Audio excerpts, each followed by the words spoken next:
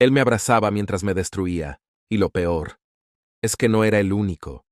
La alarma seguía sonando mientras las luces del despacho parpadeaban, como si el edificio entero supiera que algo irreversible acababa de pasar.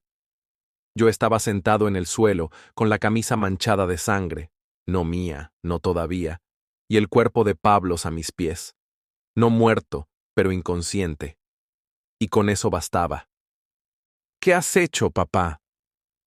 Su voz me congeló más que el frío del mármol contra mi espalda. Miguel. Mi hijo. Traje planchado, reloj de oro, esa mirada que antes era mía, ahora vacía. Él entró con paso tranquilo, como si yo no hubiera acabado de golpear a mi mejor amigo con una lámpara de bronce. ¿Dónde estabas tú? Escupí, con la voz rota. ¿Sabías lo que hacía? ¿Sabías que me traicionaba? Él no contestó. Se agachó junto al cuerpo de Pablo y le acomodó la cabeza como si fuera un niño dormido. Él solo cumplía órdenes, viejo, las mías. Se lo dijo sin odio, sin pena, como si hablara de una junta más. El tiempo se detuvo. Todo lo que creí controlar se me escapó entre los dedos. Yo había construido un imperio, había creado un nombre, un legado, y ahora todo era polvo en manos de mi propio hijo. ¿Por qué? Susurré, no como padre, como hombre roto. Miguel se levantó, ajustó el reloj y se acercó.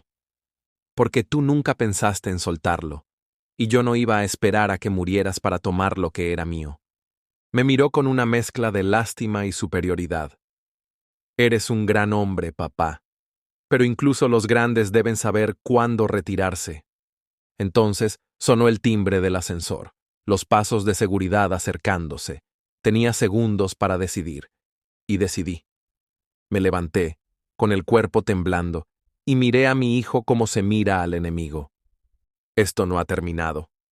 Él sonrió, con esa sonrisa que ahora entendía. No era de orgullo, era de victoria anticipada. Claro que no, apenas comienza. ¿Cómo no lo vi venir?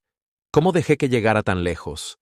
No podía quedarme quieto, no con la sangre aún tibia en mis manos. Tenía que saber, tenía que entender, tenía que destruirlos. Usé mi propia sombra como escudo. Fingí ignorancia, hasta de mí mismo. Durante años, Pablo fue mi segunda voz en la sala de juntas. Terminaba mis frases, cubría mis errores, defendía mi nombre incluso cuando yo no estaba presente. Era más que un socio, era familia, al menos eso creía. Después de aquella noche, con el cuerpo de Pablo siendo llevado por los paramédicos y Miguel desaparecido sin dejar rastro, me encerré en mi propia oficina. Apagué las luces. Dejé el celular sonar sin respuesta. Solo escuchaba mi respiración y el eco de su voz. Solo cumplía órdenes, viejo. No fui a la policía, no hice escándalo. Me volví invisible a propósito. Necesitaba ver el tablero completo antes de mover ficha. Empecé por los registros contables. Años de balances perfectos, intocables, demasiado perfectos. Una línea aquí, una inversión allá. Fondos desviados a empresas fantasma. Cuentas vinculadas a nombres que no existían. Hasta que vi uno que sí. Miguel Torres S.L. La rabia fue sustituida por algo más útil. Estrategia. ¿Andrés? ¿Todo bien? Preguntó Mariana, mi asistente desde hace más de 10 años. Entró sin llamar, como siempre hacía cuando se preocupaba. Le respondí sin levantar la vista del monitor. ¿Tú sabías que Pablo y Miguel estaban en contacto directo? Su cara cambió. Dudó. Yo pensé que usted ya lo sabía. Levanté la mirada. Su incomodidad fue mi confirmación. ¿Desde hace cuánto? Más de un año. Él venía a veces cuando usted no estaba. Pablo decía que era por temas fiscales, y luego empezaron a venir juntos a las reuniones con el grupo alemán. El grupo alemán, la inversión clave del último trimestre, donde empezó todo a ir mal. Gracias, Mariana. Puedes retirarte. Una semana después, me aparecí en la junta mensual sin aviso. Entré al salón como una bomba silenciosa. Algunos se pusieron de pie. Otros ni siquiera intentaron disimular su sorpresa. Miguel no estaba allí, pero Pablo sí. Bastón en mano, cara pálida, ojos evitándome. Empecemos, dije, y cerré la puerta. Los primeros 15 minutos fueron rutina, números, balances, proyecciones. Luego, proyecté en la pantalla un gráfico con 3 nombres: Andrés Torres, Pablo Sánchez, Miguel Torres. Los murmullos se dispararon. ¿Qué es esto?, preguntó Pablo, intentando mantener la compostura. Me acerqué. Apunté con el láser a su nombre. Esto, querido amigo, es un mapa de traiciones. De cómo alguien con acceso total a nuestras decisiones usó ese privilegio para enriquecer a otra persona. Silencio. ¿Insinúas que...? No insinúo, Pablo. Estoy afirmando. No era una acusación judicial, era una advertencia pública. Él me entendió. Los otros ejecutivos murmuraban como enjambre. Las dudas empezaban a germinar. Pablo se levantó, tambaleante. ¿No tienes pruebas suficientes para... ¿Para qué? ¿Despedirte? ¿Llevarte ante los socios? ¿O simplemente devolver el golpe? Me miró como si viera un fantasma. Y tal vez eso era ya para él. Esa noche, encontré un correo cifrado en mi servidor personal. No lo había abierto en años. Estaba ahí desde antes que Miguel entrara a la universidad. Lo había escrito yo mismo, como copia de seguridad de un testamento empresarial. En el asunto, si algún día te traicionan, vuelve aquí. Y supe lo que tenía que hacer. No destruir, exponer, no gritar, dirigir. La guerra apenas comenzaba. Destruirlo no fue lo más difícil. Lo difícil fue no destruirme con él. El golpe llegó antes de que pudiera moverme. No uno físico, sino algo peor. Una traición dentro de la traición. Pablo habló, y no en privado. Apenas unos días después de la reunión, los medios financieros publicaron un artículo anónimo con documentos filtrados. Presuntas irregularidades mías, transacciones dudosas, decisiones tomadas sin el consentimiento del consejo. Todo redactado con una precisión quirúrgica. Era información que solo Pablo o Miguel podían tener. Titular: El rey en caída, Andrés Torres y el imperio que se derrumba desde adentro. Vi mi rostro en la portada. No lo reconocí. ¿Es esto cierto, Andrés?, me preguntó Raúl, uno de los socios fundadores, en una llamada de emergencia. Number, pero eso ya no importa, ¿verdad? La Junta quiere una reunión urgente. Algunos piden tu renuncia temporal. ¿Y tú qué quieres? Pausa. Respiración contenida. Yo quiero que no nos arrastres contigo. Colgué. No tenía fuerzas para pelear con fantasmas. Me encerré en casa.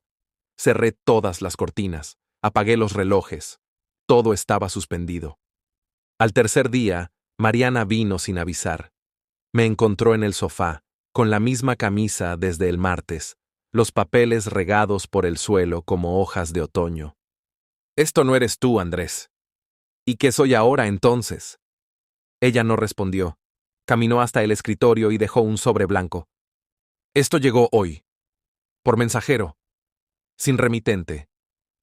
Lo abrí con manos temblorosas. Dentro, una foto. Vieja.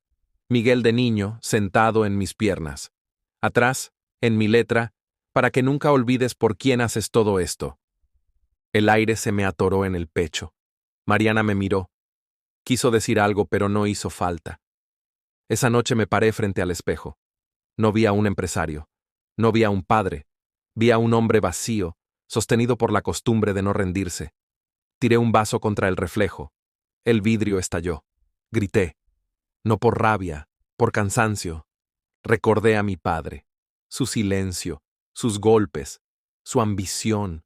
Me juré nunca parecerme a él. Y sin embargo, allí estaba yo, criando al mismo monstruo que me destruyó. Tomé el coche a medianoche. Conduje sin dirección.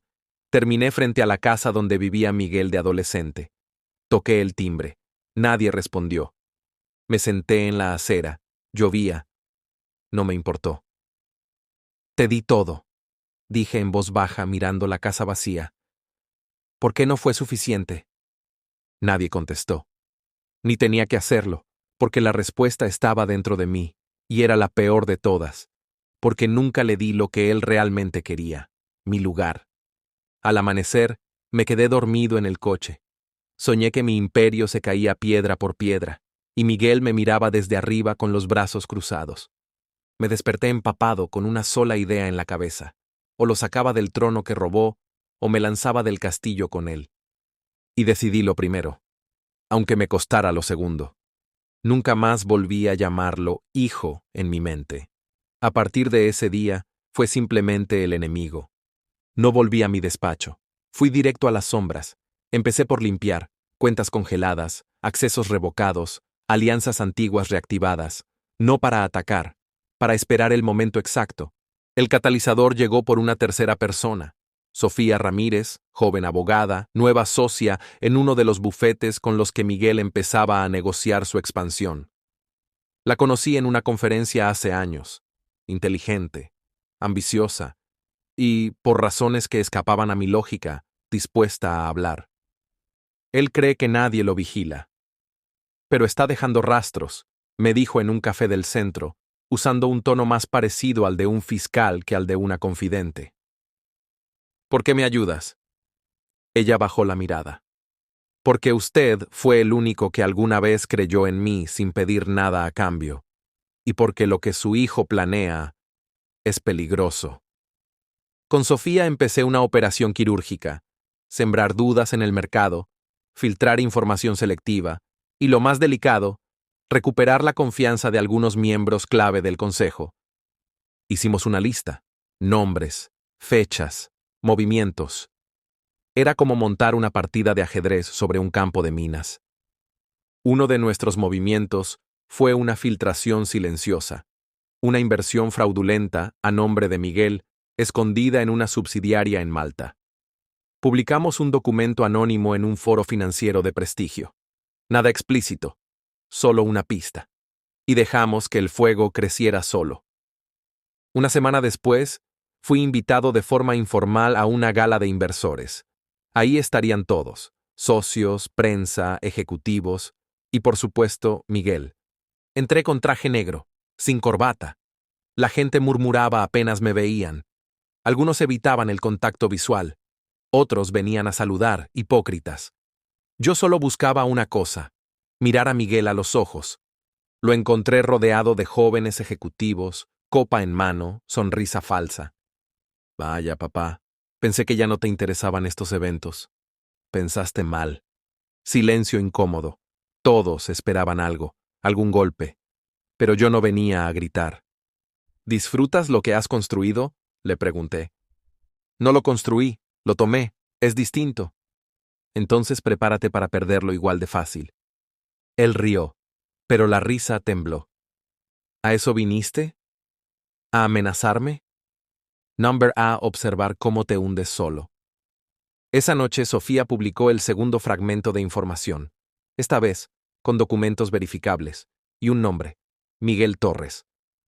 La bomba estalló al amanecer. En redes sociales la noticia se propagó como pólvora.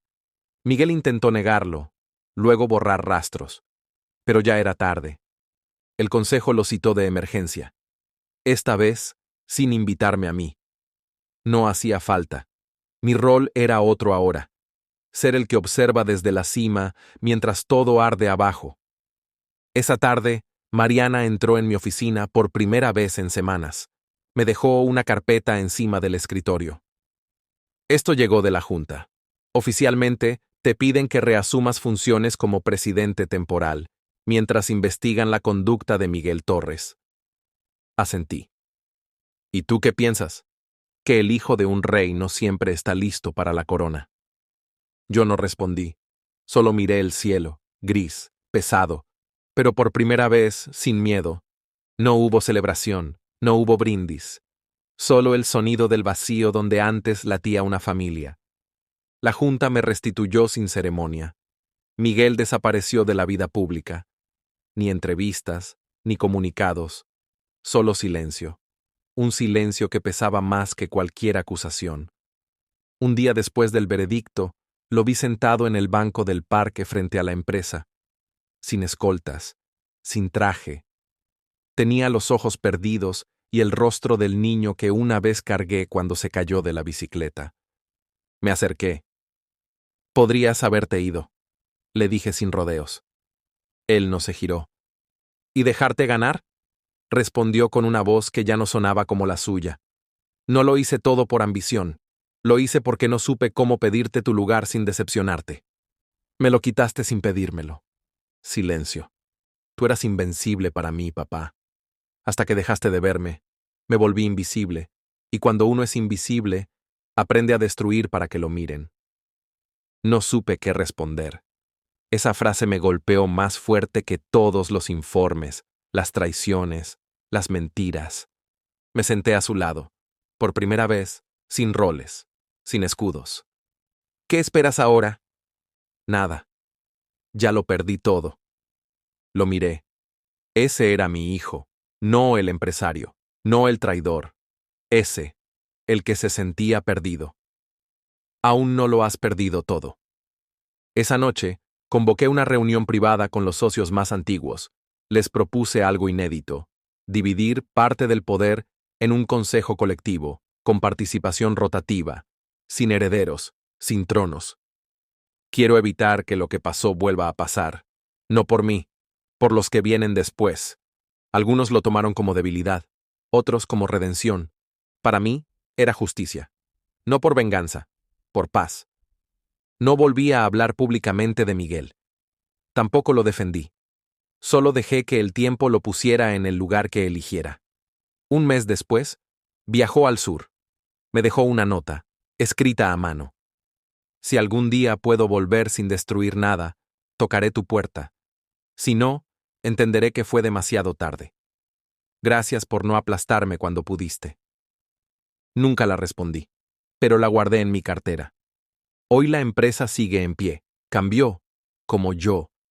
A veces, camino por los pasillos y veo a los nuevos aprendices, llenos de energía, de ideas. Me pregunto cuál de ellos será el próximo que piense que puede hacer lo que hice yo. O peor aún, lo que hizo Miguel. Y me prometo estar ahí, no para castigar, sino para mirar. Y si es posible, guiar. Aunque no siempre se pueda.